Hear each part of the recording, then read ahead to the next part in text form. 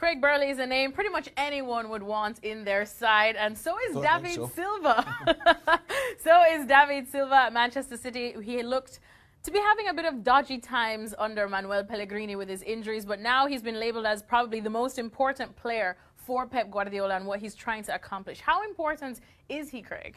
Well, if you add him into Aguero, who's obviously suspended, but then you've got De Bruyne, who's big for him, and Nolito, who's come in and done a decent job. So Sterling's done a lot better than expected. Yes. So there's a few in that category. However, David Silva has been a very good player for a lot of managers, not just in Manchester, but in Spain.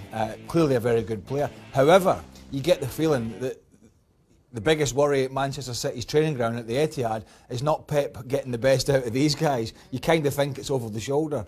At the back is a bigger concern. We know Silva will produce, we know De Bruyne will produce, we know Aguero, when he's got his head screwed on, will produce. That's not a huge concern for Pep Guardiola. He knows the Silvas of this world are probably a 7, 8 out of 10 most weeks.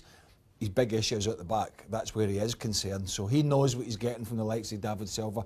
Attitude been superb since he's come in. As most of the Spanish lads have been. If you look at Juan Mata when he went to Chelsea, people talked about his attitude, even in difficult times when he wasn't playing. Same at Man United, and I think Silva's in that category where week in, week out, and I've talked about Mesut Ozil this week and how poor his work rate was, particularly at the weekend. You look at Silva, and even when he's having a bad game, he still puts it in, he puts the graft in, he's only a small guy, but he works hard and he's part of a team.